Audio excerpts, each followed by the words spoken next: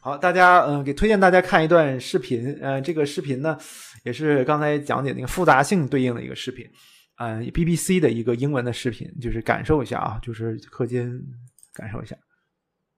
What has ultimately always stood behind our conviction that the world is a knowable and therefore controllable place is that the mathematics which governs the world said so.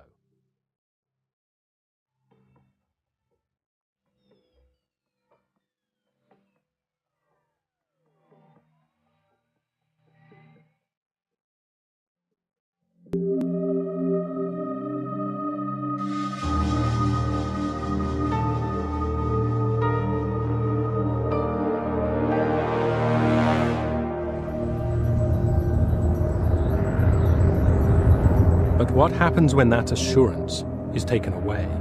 When the mathematics begins to tell us that perhaps the world isn't as predictable and controllable as we once thought, that our old assurances might be wrong. Financial markets across the globe are in turmoil this afternoon as another big bank collapses. And when the disasters of today begin to fuel fears for tomorrow. There is a growing awareness of the fact that the world in which we live is unpredictable, chaotic. One of the most powerful hurricanes on record hits the Gulf Coast of America. Is now ploughing its way. We thought we could control everything. Now we feel we can control nothing, and that comes out of this notion that there is chaos in the world, that you can never know enough to be able to really predict it, let alone control it. From simple models and the mathematics which control them is coming a challenge to our old worldview. There's a simple human need to have a forecast about the future. There's a deep desire, if you like, to be able to control the future, and a very, very deep reluctance to accept the really modern advances in mathematics, which suggests that there are high levels of fundamental unpredictability. America's mortgage crisis, fears for the future of two huge companies after their shares reels from the impact of the latest hurricane. Hundreds of lives have been lost. It used to be that our dreams of the future were a bright and open place. What happened to us that our vision of the future is no longer bright, but dark?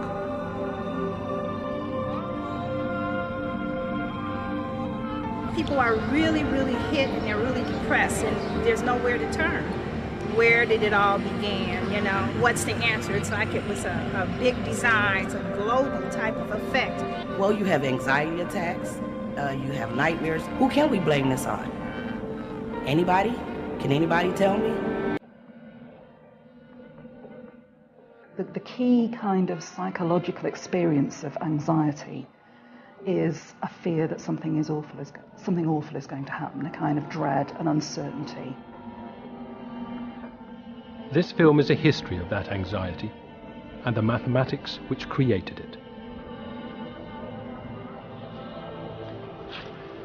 We are in the midst of a huge cultural change. Only 50 years ago, experts had a whole vocabulary for describing the world which already sounds very foreign to us. They talked about a command and control economy, of engineering the weather, of central planning. No one today thinks the world can be described in such terms. Today, we're much more likely to talk about disorder, instability, turbulence, tipping points, the butterfly effect. This is the vocabulary which has come to us from the mathematics of the last 50 years. And it is this mathematics which is in the process of completely altering our understanding of the fundamental nature of the world we live in, and I believe is giving us a whole new vocabulary for talking about our anxieties about that world.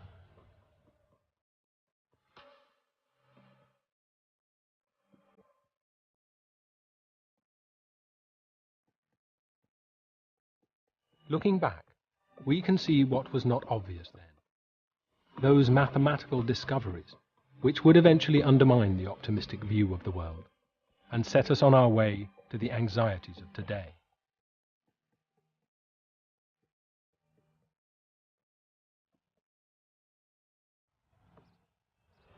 The mathematical roots of our modern anxiety have their beginnings here, in Paris, in 1885. The city was preparing to celebrate the optimistic worldview of science and reason, There was to be a grand exhibition to celebrate progress and democracy. It was the centenary of the Republic. And towering over it all was to be the world's tallest building, a symbol of everything that they believed in, a perfect hymn in iron to the rational and ordered world view of Newtonian science. Newtonian mathematics describes a place that follows clear rules of cause and effect, which make it predictable and therefore ultimately controllable. In the hands of one of Newton's greatest followers, the French atheist and mathematician Pierre-Simon Laplace, it became a set of beliefs about the nature of everything, an almost religious belief that the world could be understood as a machine. There was this strong notion that the world should be mechanistic and deterministic. David Ruel is a theoretical physicist and one of the principal discoverers of chaos mathematics. Newton and Laplace saw the world as a machine, and everybody did, to the extent that they were scientists. They wanted to have determinism. In a mechanistic world, nothing happens without a cause. Nothing is unexplainable. In this world, if you understood the mathematical rules, you understood the world. Everything was predictable. Science could guarantee safety and progress. So that you could have this Laplacian, what was sometimes called a sort of clockwork view of the universe, where, you know, if enough people did enough sums, then everything would be understood, because they thought they knew how systems behaved. They thought everything did, in the end, behave nicely. They knew disasters happened. They were perfectly well aware of that, but actually they thought the mathematics would be able to explain it completely. And this was ultimately what underpinned their optimism and ours, and made the future seem so open. But beneath the surface of optimism that the world was conquerable and controllable was an undercurrent of worry that perhaps the world was not as tame and safe as they wished to believe.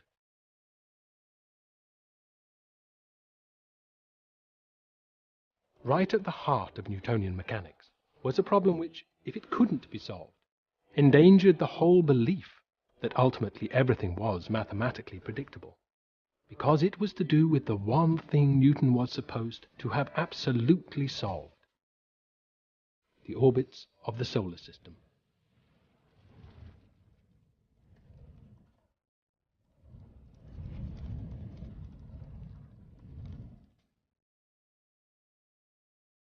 See, the genius of Newton's equations is that if you have two bodies, one orbiting the other, like the Earth going around the Sun, the equations of motion allow you to tell the exact nature of their orbits and to predict precisely where both bodies will be at any time in the future.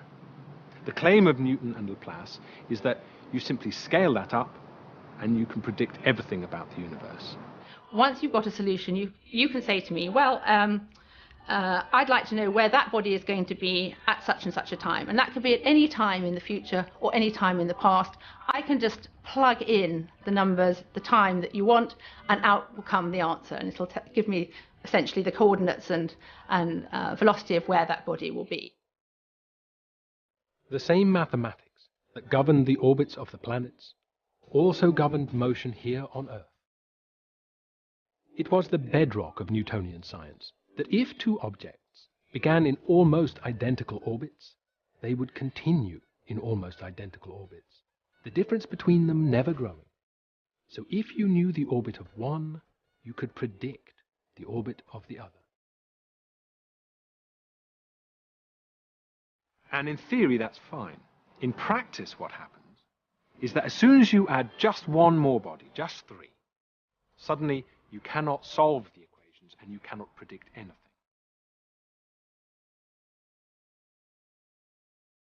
Every major mathematician from Newton onwards had hoped that one day what they called the three-body problem would be solved. But then in 1889, a French mathematician called Henri Poincaré discovered there was no way of predicting the orbits. In some cases, no matter how similar the paths were at the start, if there was any difference at all, eventually one would fly off on a different and totally unexpected and unpredictable path. Prediction, Poincaré lamented.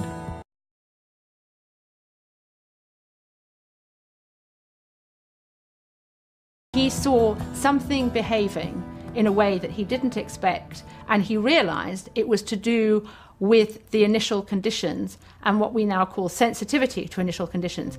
And that's what was unexpected, that if you just tweaked something a very little bit, you could get a huge difference in outcomes. That was where he actually discovered what we now call mathematical chaos. Poincaré had glimpsed a profound truth about the planets and their orbits. What disturbed him was that he realized this unpredictable behavior might be present throughout nature. He realized a small disturbance, no more than the flapping of a butterfly's wings, might be enough to create a storm where none was predicted. This was a very different world to Newton's.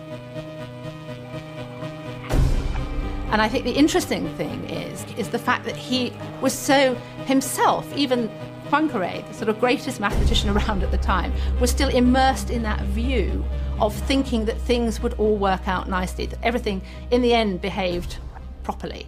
And he was horrified when he discovered the way these solutions worked out, and you could get this what we now call chaotic behavior.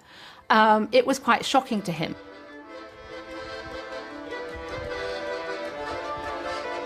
Poincaré's discovery struck at the root of a view of the world which neither he nor his contemporaries were yet willing to give up. The world in which he was living and moving was still very much one that was embedded in that Laplacian view. This very strange behaviour that he discovered was sort of glossed over by the commentators. People were just not ready to hear that their world was not as orderly as they'd always believed. Then in 1914, in Sarajevo, a tiny disturbance did push the whole world system from its course.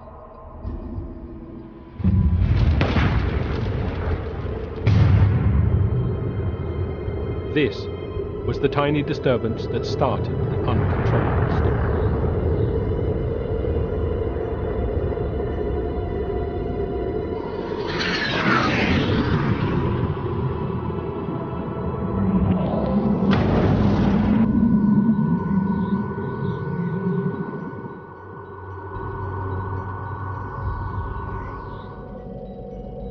In hindsight, we can see how appallingly prescient Poincaré's discovery had been.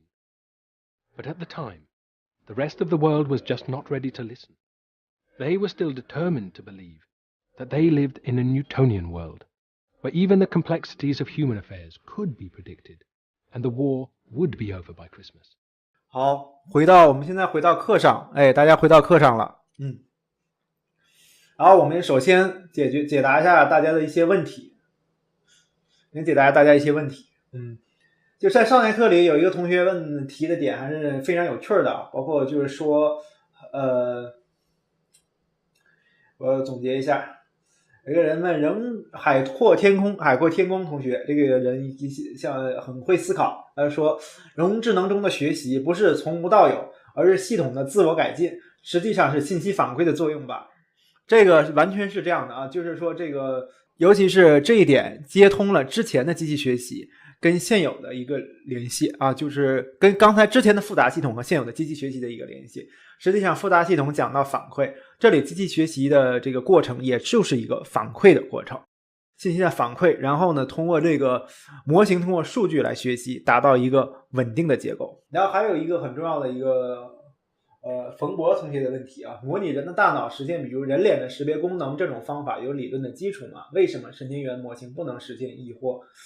这个也是非常经典的问题，这个两个问题就是首先呢，就是说我的背景就是做计算计算神经科学，本身呢对大脑理解就很多，确实人脸的识别呢是有大脑的这个物理基础，就是大脑基础的。就如果我们后面讲到那个卷积网络那节课的时候，会有一个对比，就是说人脑和这个视觉的这个卷积网络的一个对比，大家会发现这里面可以说是非常惊人的一种相似性。但是就是后面的这个要讲的深度学习模型也不止于基于对于生物的一个模拟，它更多的是自身还有很多的一个优化的过程，我们也会讲解。然后讲为什么神经元模型不能实现异惑。这个问题呢，就是说异惑的这个问题呢，就是说也是我们后面课要讲的要点。如果现在讲就显得有点太深了。